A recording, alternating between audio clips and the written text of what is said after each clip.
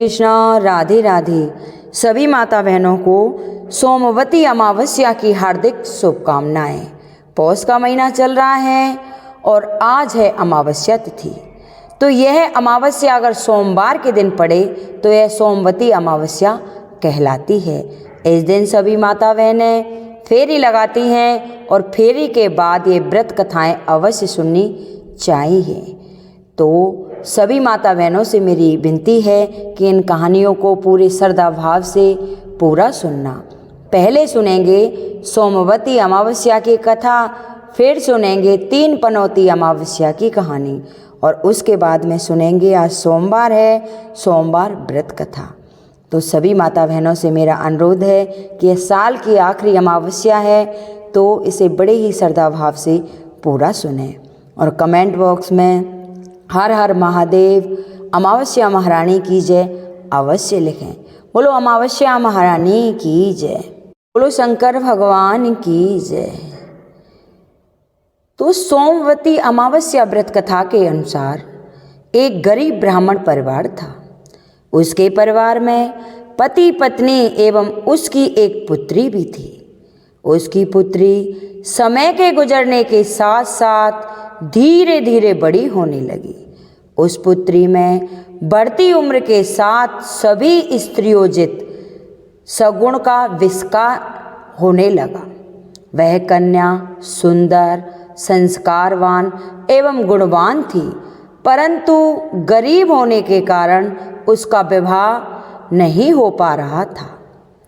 एक दिन उस ब्राह्मण के घर एक साधु महाराज पधारे। साधु उस कन्या के सेवा भाव से अत्यधिक प्रसन्न हुए। कन्या को लंबी आयु का आशीर्वाद देते हुए साधु ने कहा कि इस कन्या के हाथ में विवाह योग्य रेखा नहीं है। तब ब्राह्मण दंपति ने साधु से इसका उपाय पूछा। कन्या ऐसा क्या करे कि उसके हाथ में विवाह योग्य बन जाए।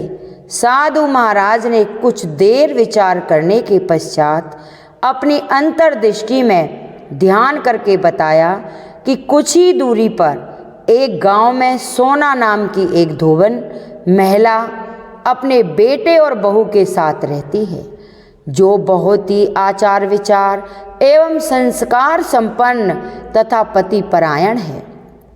यदि यह कन्या उस धोबिन की सेवा करे और वह महिला इसकी शादी में अपने मांग का सिंदूर लगा दे तथा उसके बाद इस कन्या का विवाह हो सकता है, तो इस कन्या का वैधव्य योग भी मिट सकता है। साधु ने यह भी बताया कि वह महिला कहीं बाहर आती जाती नहीं है। यह बात सुनकर ब्राह्मणी ने अपनी बेटी से धोबिन की सेवा करने का प्रस्ताव रखा। अगले दिन से ही कन्या प्रातःकाली उठकर सोना धोबिन के घर जाकर साफ सफाई एवं अन्य सारे कार्य करने लगी। अपने घर वापस आने लगी। एक दिन सोना धोबिन अपनी बहू से पूछती है कि तुम तो सुबह ही उठकर सारे काम कर लेती हो और पता भी नहीं चलता। बहू ने कहा, माँ जी, मैंने तो सोचा कि आप ही सुबह उठकर सारे काम खुद ही खत्म कर लेती हैं। मैं तो देर से उठती हूँ। यह सब जानकर दोनों सास बहू घर की निगरानी करने लगी कि कौन है जो सुबह ही घर का सारा काम करके चला जाता है। कई दिनों के बाद धोबिन ने देखा कि एक कन्या मुंह ढके अंधेरे में घर में आती है और सारा काम करने के बाद चली जाती है। जब वह जाने लगी तो सोना धोबिन उसके पैरों पर गिर पड़ी और पूछने लगी कि आप कौन हैं और इस तरह छुपकर मेरे घर की चाकरी क्यों करती हो। तब कन्या ने साधु द्वारा कही गई सारी बात बताई। सोना धोबिन पति परायण थी, अतः उसमें तेज था। वह तैयार हो गई। सोना धोबिन के पति थोड़ा अस्वस्थ थे। उसने बहू से अपने लौटने आने तक घर पर ही रहने को कहा। सोना धोबिन ने जैसे ही अपने मांग का सिंदूर उस कन्या की मांग में लगाया तो सोना धोबिन का पति मर गया। उसे इस बात का पता चला गया। वह घर से निर्जल ही चल दी, यह सोचकर कि रास्ते में कहीं पीपल का पेड़ मिलेगा तो उसे भंवरी देकर और उसकी परिक्रमा करके ही जल ग्रहण करूंगी। उस दिन सोमवती अमावस्या थी। ब्राह्मण के घर मिले हुए पकवान की जगह उसने ईंट के टुकड़े से 108 बार भंवरी देकर 108 बार पीपल के पेड़ की परिक्रमा की और उसके बाद जल ग्रहण किया। ऐसा करते ही उसके पति के मृत शरीर में वापस जान आ गई। धोबिन का पति फिर से जीवित हो उठा। यह सब जानकर वहाँ जितने भी लोग बैठे थे वो अचंभा कर गए और सोना धोबिन की जय जयकार करने लगे। तो जो कहानी ये सुनता है उसकी सभी मनोकामना पूर्ण होती हैं। हे सोमवती अमावस्या महारानी, जो भी ये मेरी कहानी सुने उनकी सभी मनोकामना पूर्ण करना। कहानी कहने वाले की, हुंकारा भरने वाले की, कहानी सुनने वाले की व उसके पूरे परिवार की, सभी की रक्षा करना। बोलो सोमवती अमावस्या महारानी की जय। अब सुनेंगे 3 पनौती अमावस्या व्रत कथा। इन कहानियों को बड़ी ही श्रद्धा भावक पूरा सुनना और कमेंट बॉक्स में जय हो सोमवती अमावस्या की अवश्य लिखना। एक गांव में एक बूढ़ी अम्मा रहती थी। उसके साथ उसकी बहू रहती थी। उस बुढ़िया का बेटा विदेश में कमाई करने को गया हुआ था। सास और बहू रहती थी। उसकी बहू बहुत ही अच्छी थी और वह धार्मिक विचारों वाली थी और उसकी पूजा पाठ और धर्म कर्म में बहुत ही रुचि थी। एक दिन वह अपनी सास से आके बोली कि माँ जी, मैं आज व्रत रखना चाहती हूँ। तो उसकी सास ने कहा कि बेटा, आज ऐसा क्या है और तुम कौन सा व्रत रखना चाहती हो? तब बहू ने कहा कि सासू माँ, मैं 3 पनौती अमावस्या का व्रत शुरू करना चाहती हूँ। तो उसकी सास बोली कि बहू, ये व्रत क्या होता है और इस व्रत को करने से क्या फल मिलता है, मुझे बताओ। तब बहू ने कहा कि माँ जी, 3 पनौती अमावस्या का व्रत करने से बहुत पुण्य फल मिलता है। घर में अनधन बना रहता है, सुख शांति बनी रहती है, अटल सुहाग मिलता है और पुत्र प्राप्त होता है। इस व्रत में प्रत्येक वर्ष अलग अलग खाना खाया जाता है। भगवान विष्णु के मंदिर में चढ़ावा चढ़ाया जाता है, फिर ब्राह्मण को दान दिया जाता है। इस व्रत में पहली साल घी और चावल से बना हुआ खाना खाया जाता है। जब पहले साल की 12 अमावस्या का व्रत पूरा हो जाए तो 1.25 किलो चावल, 1 कटोरी घी तथा 1 कटोरी शक्कर किसी ब्राह्मण को दान दिया जाता है। दूसरे साल जो घी और शक्कर से बना हुआ खाना खाया जाता है। जब दूसरे साल की 12 अमावस्या पूरी हो जाती है तो 1.25 किलो और 1 कटोरी घी और 1 कटोरी शक्कर किसी मंदिर में या फिर किसी ब्राह्मण को दान देना होता है। और तीसरे साल गुड़, तिल और घी से बने हुए व्यंजन खाए जाते हैं और इसी तरह तीसरी साल का उद्यापन किया जाता है। इसे 3 पनौती अमावस्या कहा जाता है। लेकिन इसका यह नियम है कि जब तक हम एक बार संकल्प ले लेते हैं तो उसे पूरा करना जरूर होता है। इन व्रतों को बीच में नहीं छोड़ा जाता। तो व्रत का सारा विधान जानकर उसकी सास ने कहा कि बेटा, मेरी तो उम्र हो गई है, लेकिन तुम इस व्रत को श्रद्धापूर्वक करो। तो अपनी सास की आज्ञा पाकर बहू बड़ी खुशी से अमावस्या का व्रत शुरू कर देती है। उसके तीसरे साल के व्रत पूरे होने वाले होते हैं। तो बहू का एक दिन अमावस्या का व्रत था और सास बहू दोनों मंदिर में गई थी। उस दिन मंदिर पर भोज का आयोजन किया गया था। तो बहू ने किसी के कहने पर वहाँ पर रोटी खा ली और अपना व्रत भंग कर लिया। इससे अमावस्या माता नाराज हो गई, जिससे सास बहू में रोजाना आए दिन झगड़े होने लगे। जो सास बहू इतने प्यार से रहती थीं, उनके बीच में जोर जोर से रोजाना लड़ाइयाँ होने लगी। यह सब देखकर गांव वाले भी हैरान हो गए कि यह सब क्या हो गया। एक दिन सास बहू की लड़ाई बढ़ते बढ़ते इतनी बढ़ गई कि मरने मारने की नौबत आ गई। तभी अड़ोसन पड़ोस के लोग वहां पर इकट्ठे हो गए और बुढ़िया से पूछने लगे कि क्या बात हो गई, तुम दोनों के बीच रोजाना इस तरह से लड़ाई झगड़ा क्यों होता है। तो वह बुढ़िया बोली कि यह जब से मेरे घर में बहू बनकर आई है, तब से हमारे घर की तो लक्ष्मी ही चली गई है। यह हमारे लिए बिल्कुल भी शुभ नहीं है। लेकिन यह इस बात को मानने के लिए बिल्कुल भी तैयार नहीं है। तो सास की बात सुनकर बहू बोली कि माँ जी, मेरे आने से आपके घर की लक्ष्मी चली गई है, तो आप ही बताओ आपकी लक्ष्मी कहाँ गई है और मुझे कहाँ मिलेगी। मैं तुम्हारी लक्ष्मी को जरूर लेकर आऊँगी। तो सास ने कहा कि लक्ष्मी जी तुमको सुंदर से बगीचे में भगवान विष्णु के पैर दबाती हुई मिलेगी। तो बहू बोली कि जब तक मैं आपकी लक्ष्मी को लेकर नहीं आऊँगी, तब तक इस घर में पैर भी नहीं रखूँगी। इतना कहकर बहू लक्ष्मी जी की खोज में घर से निकल पड़ती है और घर छोड़ देती है। निकल जाती है और जाने अनजाने रास्तों की खोज में पर चल देती है। तो रास्ते में उसे एक गाय मिलती है। वह बहू से पूछती है कि आप कहाँ जा रही हो। तो बहू कहती है कि हे गौ माता, मेरी सासू माँ मुझे कहती है कि मेरे आने से उनके घर में अन्न धन की कमी आ गई है और उनके घर की लक्ष्मी चली गई है, तो मैं लक्ष्मी को लेने जा रही हूँ।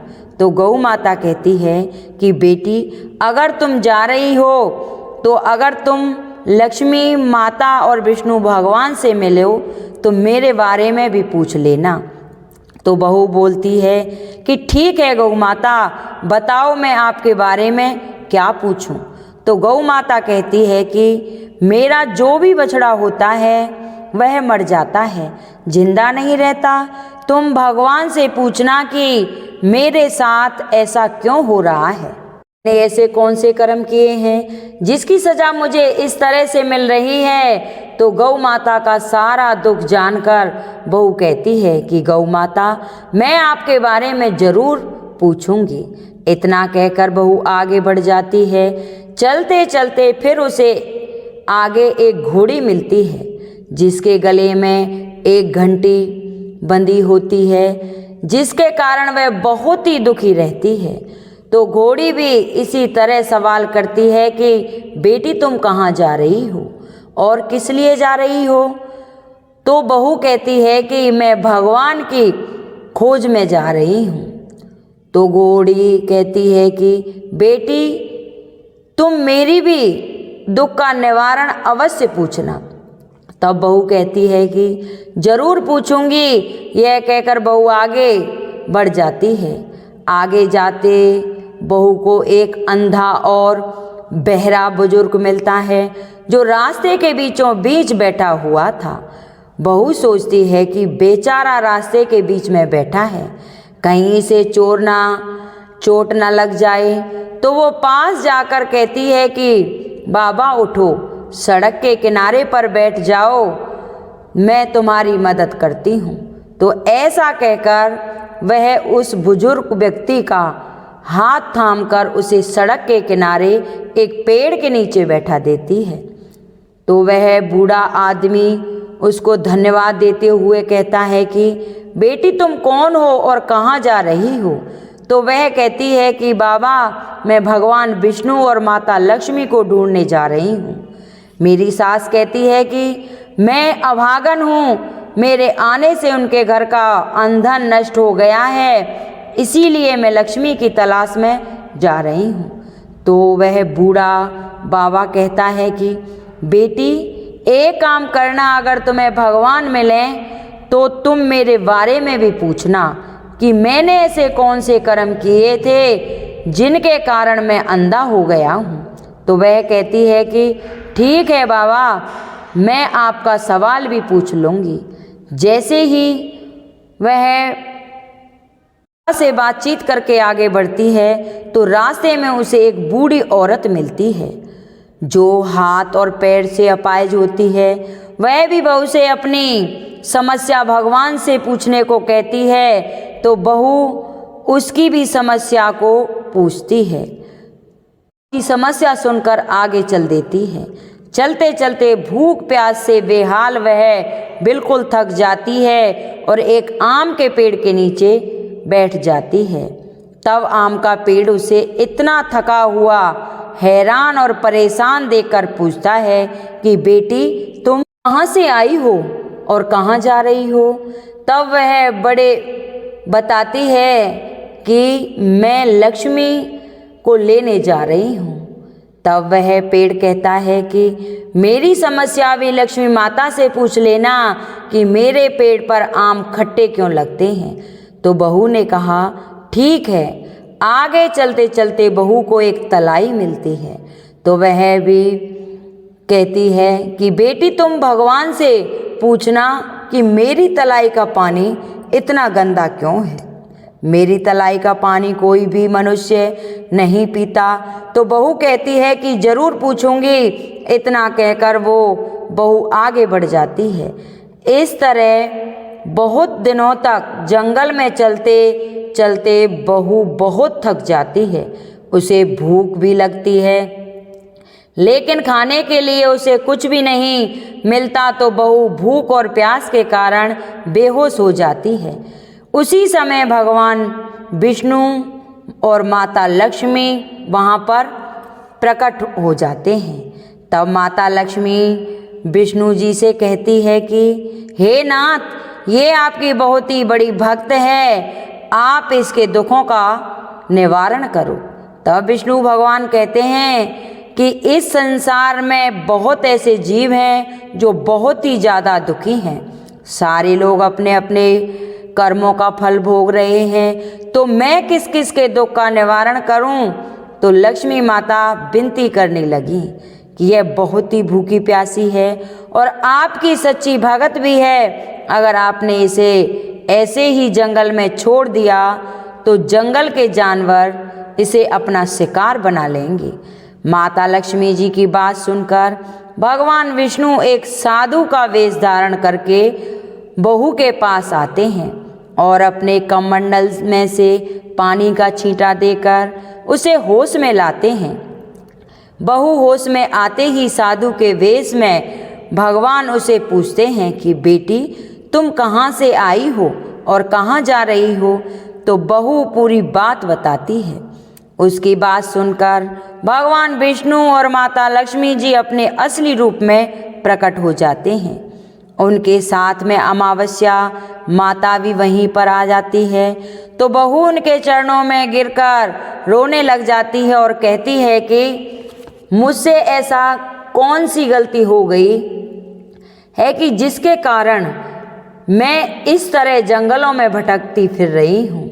तो अमावस्या माता बहू को कहती है कि बेटी, तूने मेरे व्रत को खंडित किया है, इसी की सजा तुझे मिल रही है, लेकिन तुम्हारी सच्ची श्रद्धा देखकर मैं तुम्हें माफ़ करती हूँ।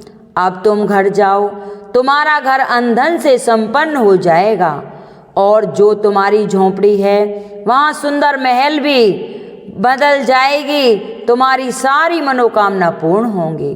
तुम फिर से 3 पनौती अमावस्या का व्रत श्रद्धापूर्वक विधि विधान से करके उसका उद्यापन कर देना। इस तरह का आशीर्वाद पाकर बहू बहुत ही खुश हुई। फिर भगवान और विष्णु लक्ष्मी माता जी से रास्ते में जो भी मिले थे उनके दुखों का निवारण पूछने लगी। तो गाय के बारे में पूछा तो भगवान विष्णु ने बताया कि उस गाय ने कभी भी अपने मालिक को दूध नहीं दिया। उसका मालिक बहुत ही गरीब था। वह उसके दूध से अपनी गुजर बसर करता था, लेकिन उसके इस बर्ताव से परेशान कर लिया था। उसने उस गाय को छोड़ दिया और उसकी बद्दुआ उस गाय को लग गई है, जिसके कारण उसके बछड़े जिंदा नहीं रहते। तुम ऐसा करना, उसका दूध निकाल कर एक बार तुम पी लेना, जिसके बाद से उसके बछड़े जिंदा रहने लगेंगे, और उससे कहना कि अपने मालिक के घर वापस चली जाए। फिर बहू ने घोड़ी के बारे में पूछा तो विष्णु भगवान ने बताया कि वह घोड़ी पिछले जन्म में आटा पीसने वाली महिला थी। जब भी वह गांव के घरों का आटा पीसती थी तो उसमें मिलावट कर देती थी और आटा चुरा कर रख लेती थी, इसीलिए उसके गले में चक्की के पाट बंधे हुए हैं। तुम उसके पाट खोल देना, वो बिल्कुल ठीक हो जाएगी।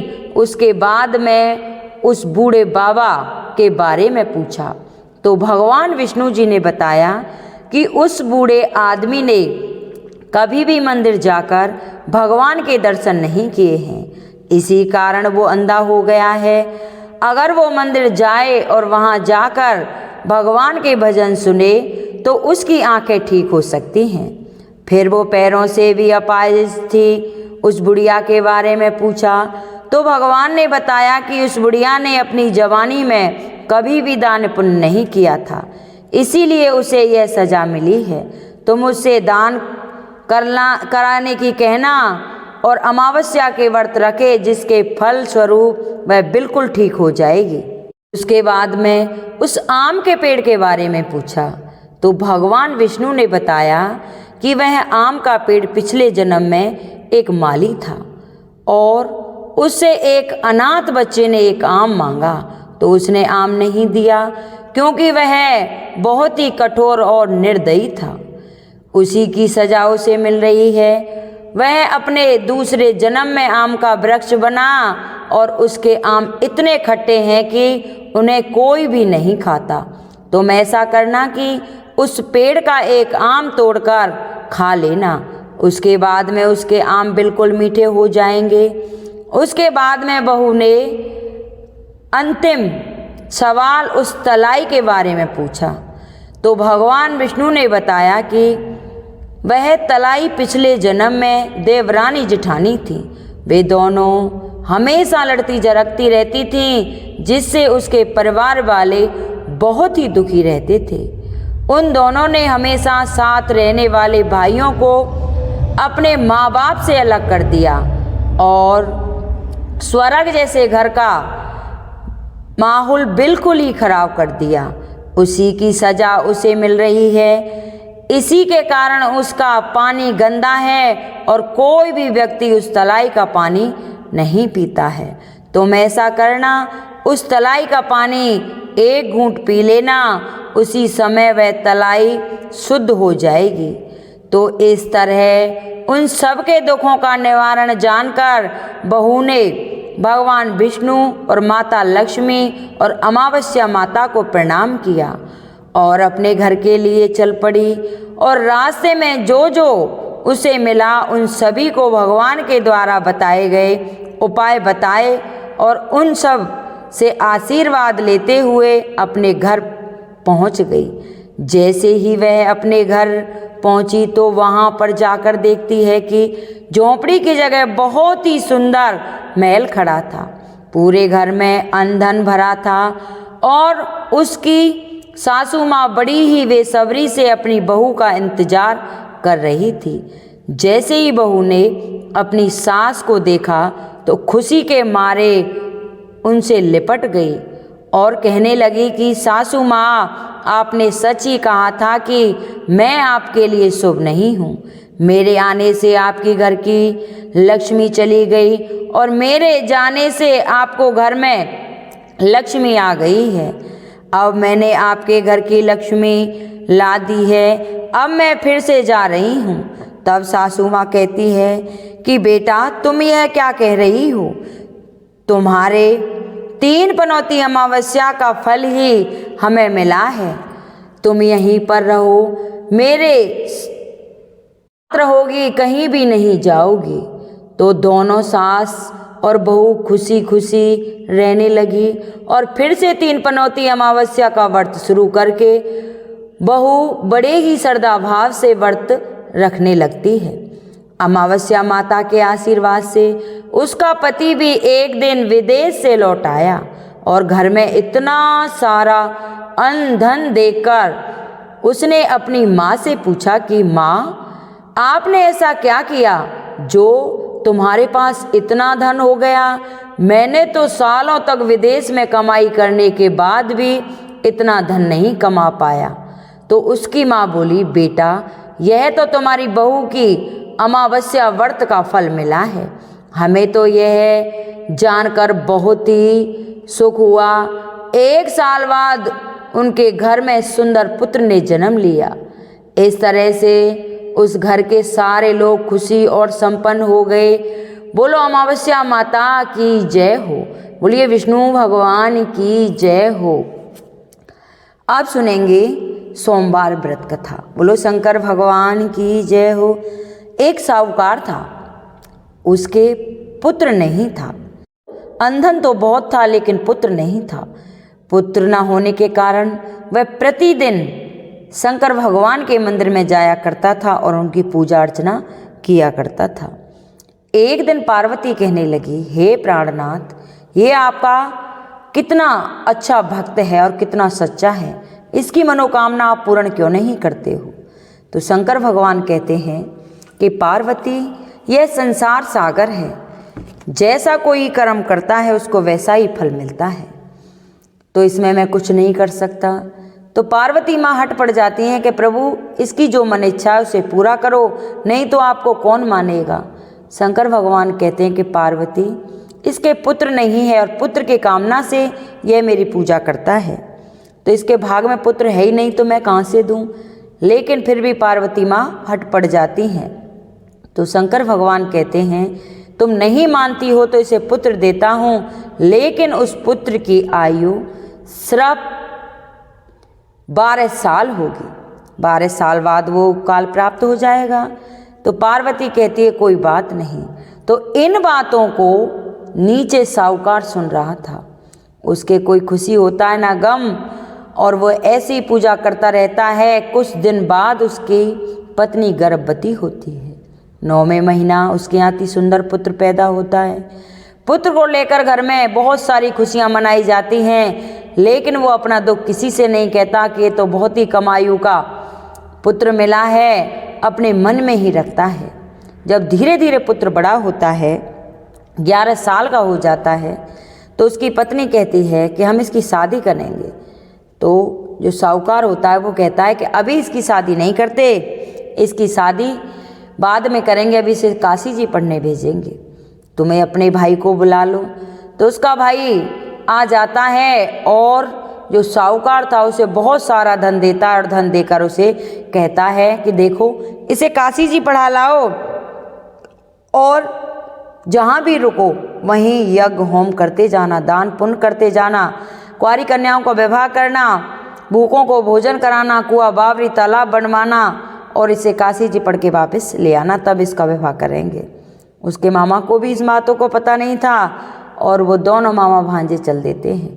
चलते चलते एक नगर में पहुंचते हैं। उस नगर में उस नगर के राजा की लड़की की शादी थी। जहां वो ठहरे थे वहीं बारात भी ठहरी थी।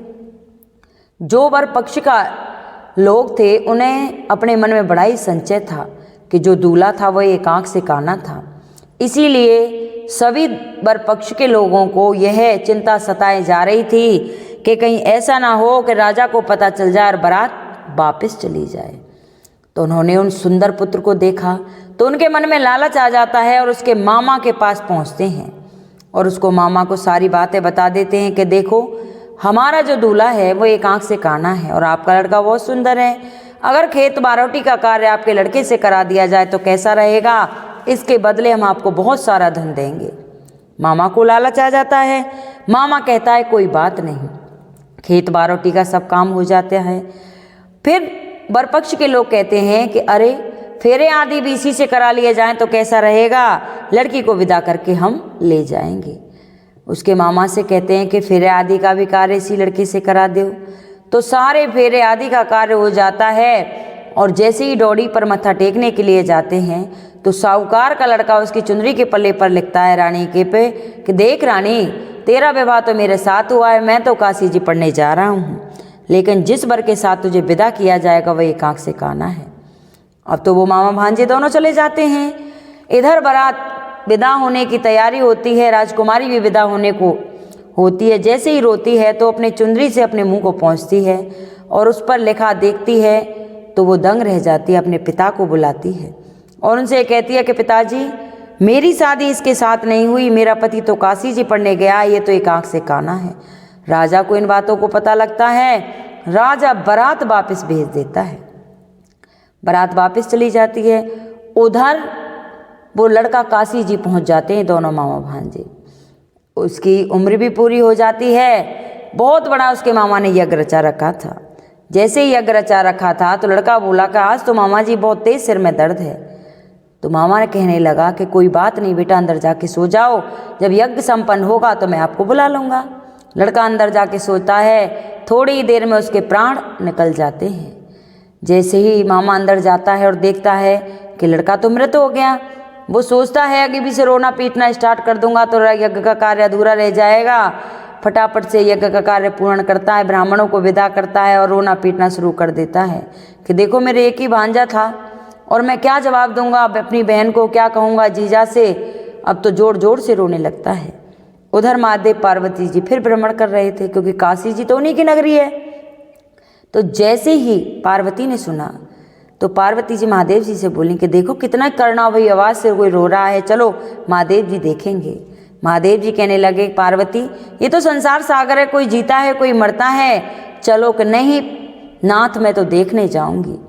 पार्वती जी हट पड़कर वहाँ आ जाती हैं और जैसे ही देखती हैं करे तो वही साहूकार का लड़का है, आप इसे जीवन दान दो नहीं तो एक साथ 4-4 जाने जाएंगे। महादेव जी कहते हैं कि देखो इसकी इतनी उम्र थी, अब मैं क्या कर सकता हूँ कि नहीं, इसे ना उम्र होते भी उम्र दो।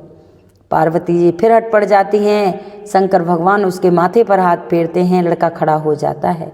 अब तो उसके मामा की कोई खुशी का ठिकाना ना रहा क्योंकि लड़का जीवित हो गया। फिर उसका मामा दोबारा यज्ञ शुरू करता है, यज्ञ करता है, ब्राह्मणों को भोजन कराता है, दान दक्षिणा देता है और यज्ञ संपन्न करके अपने गांव की तरफ प्रस्थान कर देता है। तो उसी नगर में पहुंचते हैं जहां उस लड़के की शादी होती है। तो वो राजा प्रतिदिन और जो मेन चौराहा था उस पर आके बैठता था कि किसी न किसी दिन तो यहाँ से निकलेंगे। तो जैसे ही वो आते हैं तो राजा उनको पहचान जाता है और महलों में ले जाता है, उनकी खातिर तवज्जो करते हैं और फिर अपनी लड़की को विदा करते हैं। दास दासी घोड़े हाथी रथ से विदा करते हैं। अब विदा करके जैसे ही नगर की ओर चलते हैं, थोड़ी दूर पर उनका घर रह जाता है। तो मामा कहता है कि बेटा मैं अपनी बहन से जाकर कह दूं कि आपका लड़का आ रहा है, वो तैयारियां कर लेंगी। कि मामा जी ठीक है। तो मामा जी घर पहुंचते हैं। आज वो अपनी पत्नी को सारी बात बता देता है कि देखो आज तक ही हमारा बच्चा था, अगर वो जीवित आ गया तो चलो छत पे चलते हैं तो नीचे उतर आएंगे, नहीं तो अपने प्राण त्याग देंगे। दोनों जने छत पर चढ़ जाते हैं। तो जैसे ही मामा पहुंचता है और कहता है कि आप लोग छत पे क्यों बैठे हो, नीचे उतराओ और आपकी बहू और बेटा दोनों आ रहे हैं। मामा की बात सुनकर उसका जीजा कहता है कि हमारा कहाँ बेटा कहाँ बहू, क्यों झूठ बोल रहा है कि मैं शपथ खाकर कह रहा हूँ कि आपके बेटा बहू आ रहे हैं। तो दोनों जने नीचे उतर आते हैं, अपने बेटा बहू का स्वागत करते हैं, घर में ले जाते हैं, बड़े आनंद से रहते हैं। रात होती है तो साहूकार सो रहा होता है। तो शंकर भगवान उसके स्वप्न में आते हैं कि साहूकार सोता है या जगता है। साहूकार कहता है ना सो रहा हूँ ना जाग रहा हूँ। तो बोले नाथ कहते हैं कि देख मैं तेरी व्रत से बहुत ही प्रसन्न हुआ हूँ, तूने मेरे बड़े श्रद्धा भाव से व्रत किए, मेरी व्रत कथाएं सुनी और पूजा पाठ करी, उससे मैं बहुत प्रसन्न हूँ। मैंने तेरे बेटे को अभय दान दे दिया है और तू खुशी से रहे। साहूकार की खुशी का कोई ठिकाना नहीं रहता। सारे नगर में भोजन कराता है और ढिंढोरा पिटवाता है कि जैसे शंकर भगवान ने मेरी सुनी वैसे ही कहानी कहने वालों की, कहानी सुनने वालों की, हुंकारा भरने वालों की सभी मनोकामनाओं को पूर्ण करना। हे शंकर भगवान, जय हे भोले भगवान, जैसे आपने साहूकार की मनोकामना पूर्ण करी वैसे ही सबकी करना। बोलो शंकर भगवान की जय। आपको ये हमारी कथा कैसी लगी कृपया कमेंट बॉक्स में ज़रूर बताएं और कमेंट बॉक्स में हर हर महादेव अवश्य लिखें। बोलो शंकर भगवान की जय।